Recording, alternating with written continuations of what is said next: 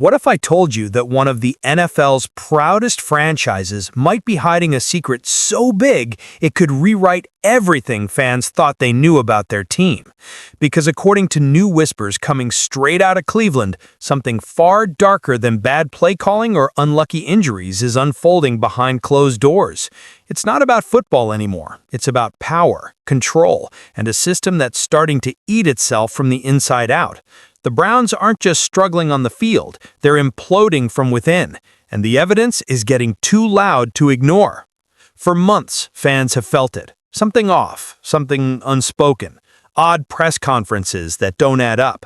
Players moving like they're carrying a secret. A head coach whose calm demeanor now looks more like fear wearing a fake smile. And now, insiders are starting to hint at what many have quietly suspected. There may be a coordinated effort, a real internal push to keep one player, Shedeur Sanders, off the field at all costs. Think about that for a second. A rising young star, drafted with sky-high expectations, suddenly sidelined without clear reason. Meanwhile, the same questionable decisions keep repeating, the same excuses recycled until they sound robotic. It doesn't take a conspiracy theorist to sense that something deeper is going on here, and when reporters start choosing their words carefully, dropping phrases like, "a lot happening behind the scenes," you know it's not just smoke, it's fire. If that's true, if this story really runs as deep as people inside are hinting, it means we're not just watching another disappointing Browns season. We might be witnessing the slow unraveling of an organization that's been hiding cracks for years. Because once those cracks start to split open, no PR statement, no carefully worded interview can keep the truth buried. Every franchise has growing pains, but what's happening in Cleveland doesn't feel like growing pains, it feels like something breaking. The kind of quiet fracture that starts deep beneath the surface before the ground finally gives way and swallows everything on top of it. For months, fans tried to brush off the signs, the strange rotations, the confusing play calls, the way the locker room energy seemed off. But eventually, the whispers grew too loud to ignore.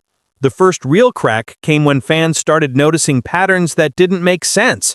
Shedeur Sanders would shine during practices. Reporters described his accuracy as surgical, yet every Sunday, he stayed glued to the bench. Even when the offense sputtered, when the starters struggled to complete basic reads, the coaches stayed firm. We're sticking with the plan, a plan that nobody outside the building seemed to understand. That's when the questions started turning into anger. Comment sections, talk radio, podcasts. Cleveland fans weren't just debating strategy anymore, they were hunting for answers. Why draft a talent like Shedeur if you're going to lock him away? Why keep pretending this is about development when it's clearly about something else? The tone shifted from frustration to suspicion, and suspicion in a city like Cleveland spreads like wildfire. And then came the moment that pushed everything past the point of no return. A press conference meant to calm the chaos did the opposite. Coach Kevin Stefanski, stoic as ever, repeated his favorite line, "We trust the process." But fans weren't buying it. His eyes told a different story, tight, defensive, like a man guarding something he didn't want slipping out. Within hours, clips from that interview were dissected frame by frame on social media. Fans zoomed in on every expression, every word choice, trying to decode the truth hidden between his sentences. That's when Cleveland's mood changed. It stopped feeling like just another losing streak and started feeling like a cover-up. You could sense the shift. The tone of reporters became more cautious, more cryptic. Tweets started including words like internal conflict and unresolved tension. And that's when everyone realized this wasn't just another rough patch. Something inside the Browns organization had officially snapped. The team wasn't united anymore. The city wasn't patient anymore. And whatever secret they'd been trying to keep, it was about to come spilling out. Every scandal starts the same way, with whispers. Not the kind you hear in locker rooms or Twitter threads, but the quiet, coded language used by people who know what's really going on, yet can't afford to say it out loud. In Cleveland, those whispers have turned into a storm. It started small, a few local reporters dropping vague lines like, "something doesn't feel right behind the scenes," a radio host mentioning tension between certain coaches. Nothing concrete, just smoke. But then came the shift, the tone of insiders who've seen enough to know there's fire underneath. That's when Jason Lloyd, one of the most respected reporters covering the Browns, went on air and casually dropped a bomb. Let's just say there's more going on than people realize. He didn't elaborate. He didn't have to. The way he said it, that careful, measured tone, said more than any direct statement ever could. It was the kind of comment that tells you the truth is bigger than the story itself. Within minutes, that single sentence set social media ablaze. Fans started connecting dots that had been there all along, mysterious injuries popping up right when Shedeur's momentum grew, sudden changes in reps, coaches dodging direct questions. It didn't feel random anymore, it felt orchestrated. Like there was a playbook being followed, just not the one fans were supposed to see. Soon after, more voices joined in. Anonymous sources, insider podcasts, reporters who usually stayed neutral, each adding tiny puzzle pieces that, when placed together, formed a disturbing picture. One claimed certain assistant coaches were growing frustrated. Another said Shedeur's reps were being cut after strong practices, not before. None of it confirmed officially, of course, but the consistency in these accounts made the rumors impossible to ignore. And here's the thing. The people leaking this information aren't random social media accounts fishing for clicks. These are respected insiders who've built careers on knowing when to talk and when to stay silent. So when they choose to talk, even indirectly, you listen. That's when the word cover-up started appearing in headlines. Not shouted, but whispered, in that ominous way that suggests even the journalists don't know how deep this goes yet. It's the same pattern every major scandal follows. Denial, confusion, and then silence from the top. And silence, especially from people who love to talk when things are going well, says everything. Because if there's truly nothing to hide, why is everyone suddenly acting like there is? At first, it sounded impossible, too wild to be true. But as the puzzle pieces started connecting, the picture that emerged was darker than anyone expected. Because if the reports and insider murmurs are even halfway accurate, what's happening inside the Cleveland Browns organization isn't just dysfunction, it's sabotage. Rumors suggest there's been an organized, deliberate effort to keep Shedeur Sanders from ever stepping onto that field. Not because of readiness, not because of system fit, but because his success threatens the people in charge. Think about that.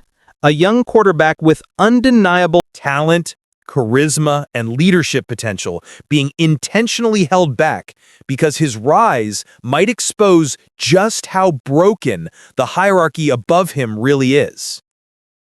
Inside sources claim the coaching staff is split into factions. One side pushing for Shedeur to start, the other desperate to maintain the status quo. The word fear keeps coming up.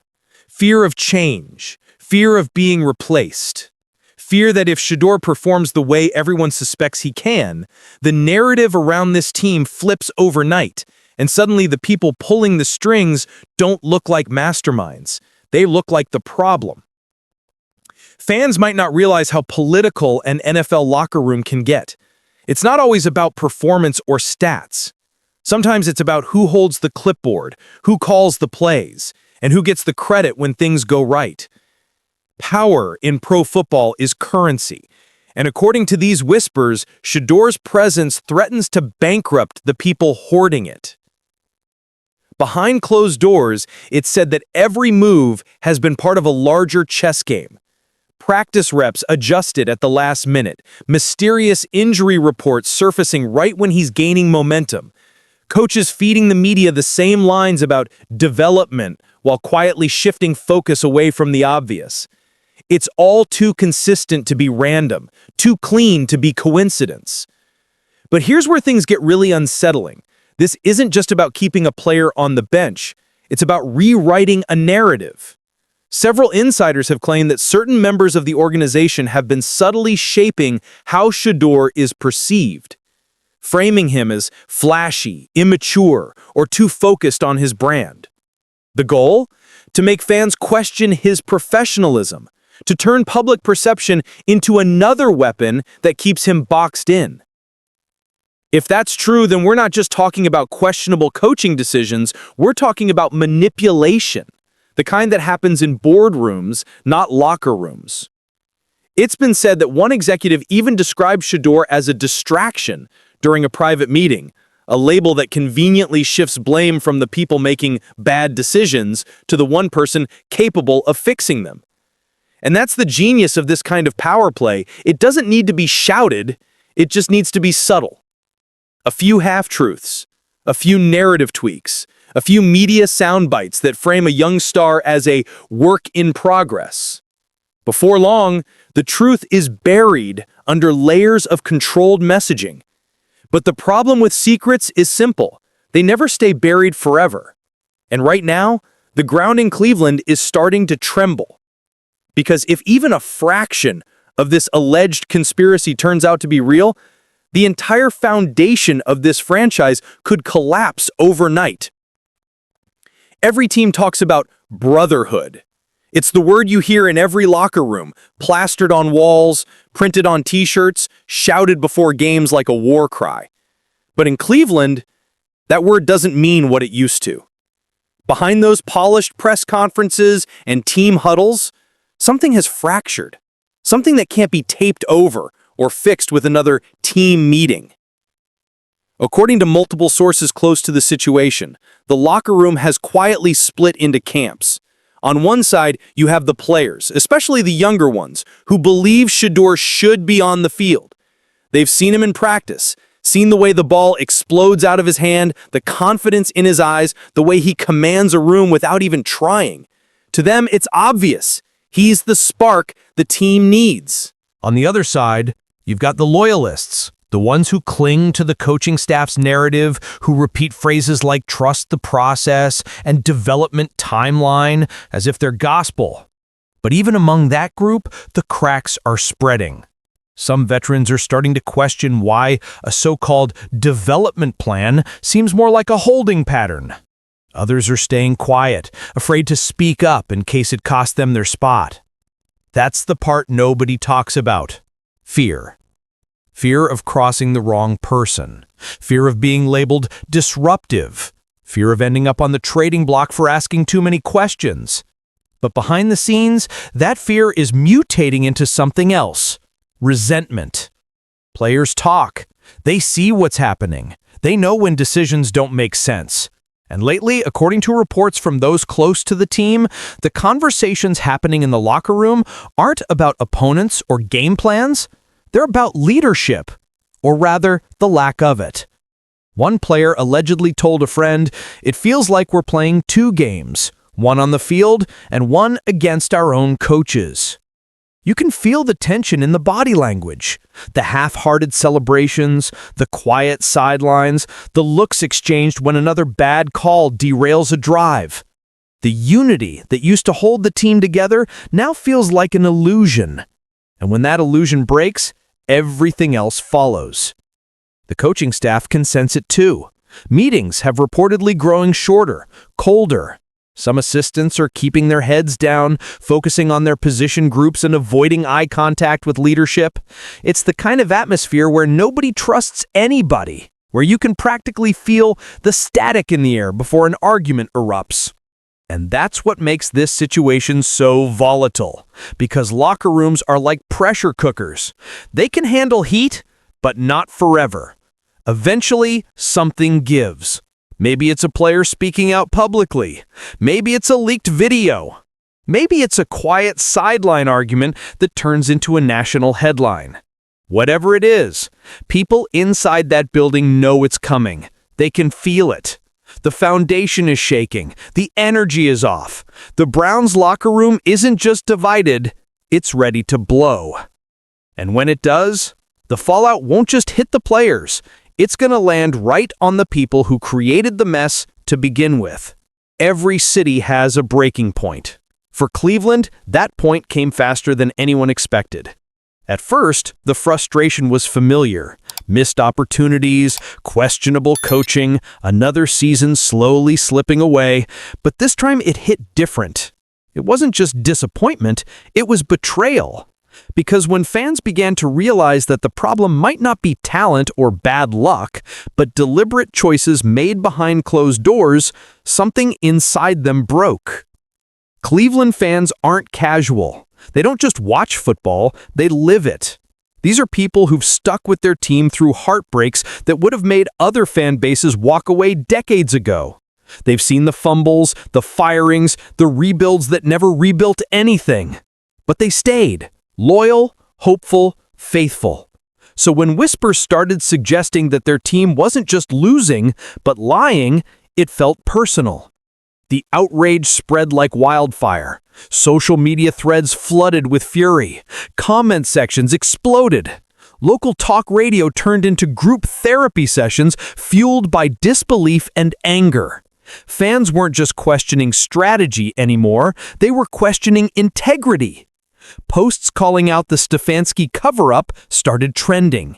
Hashtags like Free Shedeur and Let Him Play began appearing. Across platforms. And this wasn't a small corner of the internet. This was Cleveland as a whole, uniting around one common feeling. Enough is enough. Every week, it got worse. Reporters would ask the same questions, and the coaches would give the same robotic answers. We're sticking to the plan. He's developing. Those phrases, once neutral, started sounding like insults. Fans began mocking them online, creating memes, videos, and parody clips that went viral. The city wasn't laughing because it was funny. They were laughing because it was the only way to keep from screaming. And the deeper the outrage grew, the more disconnected the franchise seemed to become. The Browns' PR team doubled down, releasing vague statements about team culture and shared vision. But every word rang hollow. You can't lecture fans about trusting the process when the process looks like sabotage. You can't tell Cleveland to be patient when they've been patient for half a century. At bars, at watch parties, at tailgates, the conversation was the same. They're hiding something. This isn't incompetence anymore. It's intentional. You could feel the emotion in people's voices, that mix of sadness and rage that only comes when someone feels deceived by something they love. And that's what makes this different. This isn't just a team losing games. This is a city losing faith. For Cleveland, football isn't entertainment. It's identity. When that identity gets corrupted, it cuts deeper than a losing record ever could. The fans who once filled the stands with blind devotion are now holding signs demanding transparency. The chants that used to be cheers have turned into protests. And the longer the Browns pretend everything is fine, the louder those voices are going to get. Because Cleveland's done being quiet, done being patient, done being lied to. The people who built this franchise with their loyalty are now the ones threatening to tear it down, not out of hate, but out of love for what it used to be. And that's when the front office finally realized something terrifying. When you lose the locker room, you can maybe still fix it. But when you lose the city, there's no coming back. Strip away the headlines. Forget the press conferences, the sound bites, the excuses about development. What's happening in Cleveland isn't just a football story anymore. It's a human story. A story about power, ego, and fear colliding behind the walls of a billion-dollar organization that's forgotten what it means to lead. Because at its core, this whole situation isn't about Shedeur Sanders versus Kevin Stefanski. It's about what happens when fragile egos collide with unstoppable potential. It's about people in positions of authority realizing that the one thing they can't control, authenticity, is the one thing that threatens them most. Inside the Browns facility, leadership doesn't look like strength anymore. It looks like fear disguised as confidence. Every decision, every quote, every carefully worded statement feels less like football strategy and more like crisis management. And if you look closely, you can see it in Stefanski's body language, The tight jaw, the measured tone, the desperate insistence that everything is under control. That's not the posture of a man leading with conviction. That's the posture of someone trying to protect an image that's already cracking. Ego is the silent villain here. It hides behind phrases like sticking to the plan or doing what's best for the team. But the truth is, those are just shields. Shields for people terrified of losing authority, terrified of admitting they were wrong, terrified of being outshined by someone younger, sharper, and more magnetic. And Shedeur, he represents everything they can't manufacture. He's charisma without polish, confidence without arrogance, leadership that doesn't need permission. He's real. And real terrifies people who've built their entire careers on controlling the narrative. That's why the so-called process feels more like a power struggle. Because when you've built your identity around being the one in charge, someone else's natural light feels like an attack. The moment Shedeur stepped into that locker room, he disrupted the hierarchy without even trying. He didn't play the politics. He didn't conform. He just showed up, and that alone was enough to rattle the foundation. And that's where fear takes over. Fear of exposure, fear of change, fear of losing control. It's what drives leaders to make irrational choices, to twist reality until they believe their own lies. It's what makes them bench talent that threatens them, silence voices that challenge them, and label authenticity as distraction. But here's the irony. The harder they try to suppress him, the more powerful his presence becomes.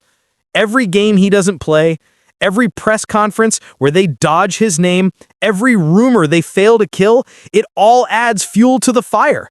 Fans aren't turning on Shedeur, they're rallying around him.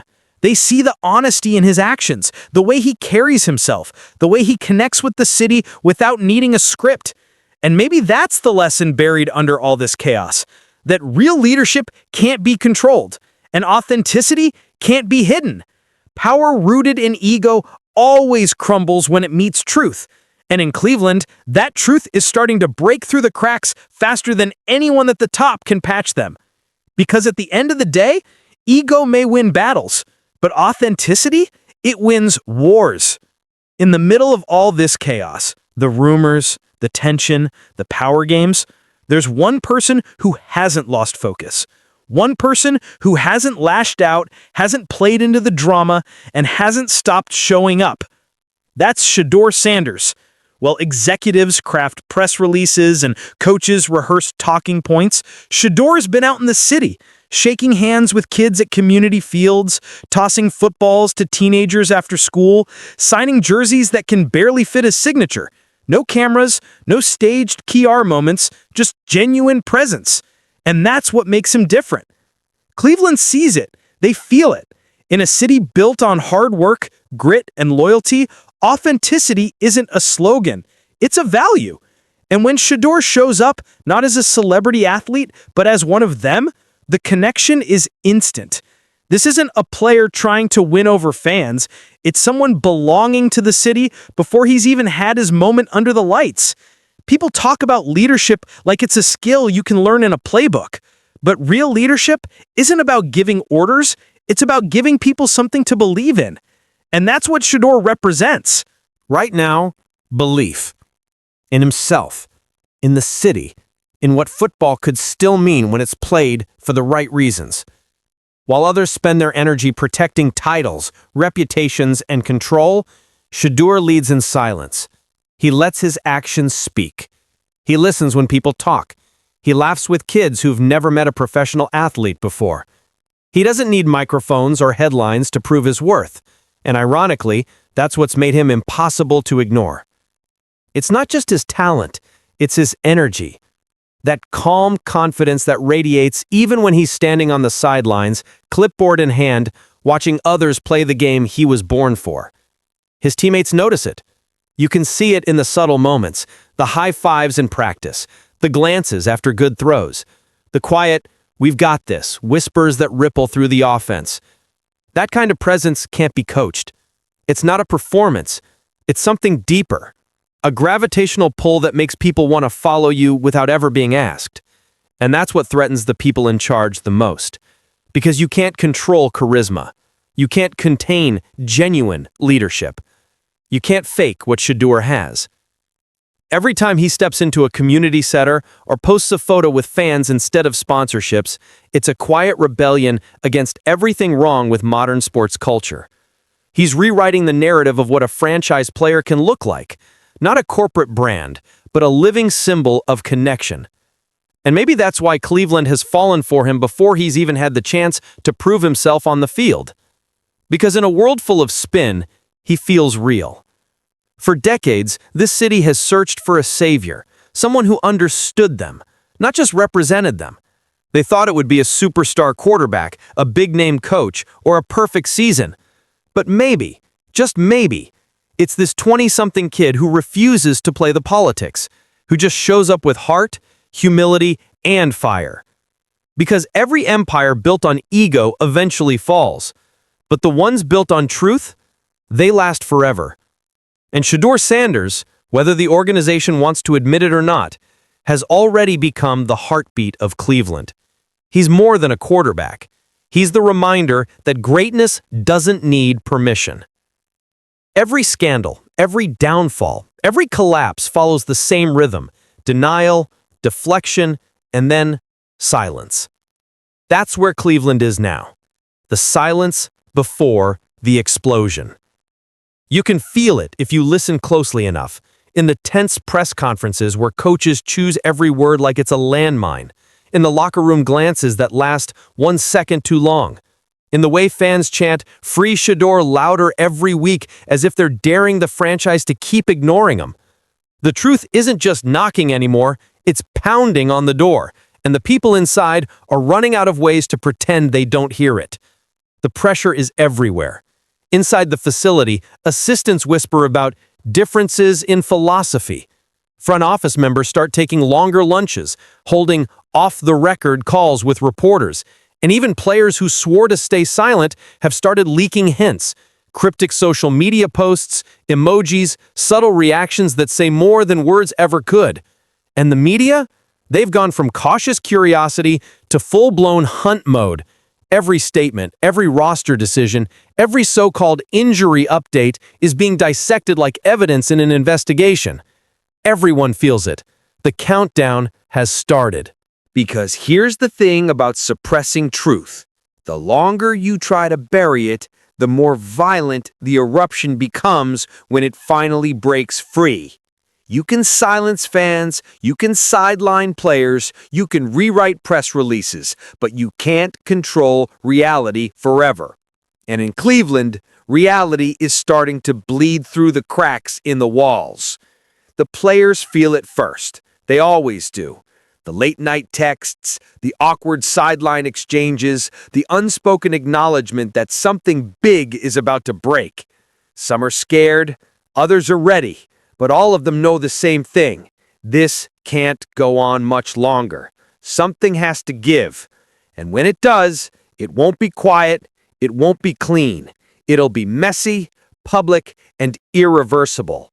Because once the first domino falls, once one insider finally decides to name names, the rest will follow. The leaks will become statements. The rumors will become proof.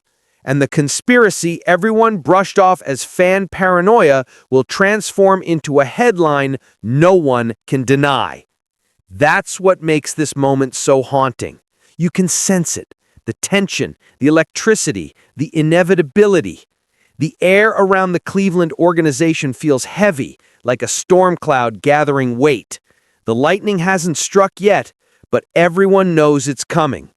And when it finally hits, when the truth detonates and the entire narrative collapses, there won't be any going back. Reputations will crumble, trust will vanish, and the very people who worked so hard to keep control will be exposed as the architects of their own destruction. The city is waiting. The fans are watching. And somewhere, quietly, Shedeur Sanders is preparing. Not for the chaos, but for the moment after it. The moment when everything that's been hidden finally comes to light. Because when that explosion hits, and make no mistake, It's coming. People will finally realize this was never just about a quarterback controversy. It was about the soul of a franchise. It was about whether Cleveland would continue to let fear dictate its future or whether it would finally choose hope. And when that moment comes, the question won't be if Shedeur gets his shot. It'll be what happens after he does. Because once he steps onto that field, for one drive, one quarter, one chance, everything changes. The narrative, the locker room, the city. You can delay greatness, but you can't deny it forever. So ask yourself, if the rumors are true, if this really has been a conspiracy to protect power and silence promise, how long before the truth bursts through those walls and forces a reckoning the league can't ignore? And when it does, whose side will you be on? Because in the end, this story won't just belong to the Browns. It'll belong to the people who refused to stay quiet, to the fans who demanded better, to the players who stood up, and to the one quarterback who never stopped believing, even when the people above him did everything they could to keep him from rising. This is bigger than football now. This is Cleveland's fight for its identity. And when the dust finally settles, one thing will be certain: the truth always wins. So what do you think? Is this a case of simple bad coaching, or are we watching one of the most calculated cover-ups in recent NFL history unfold right before our eyes? Drop your thoughts below, because this story isn't over yet.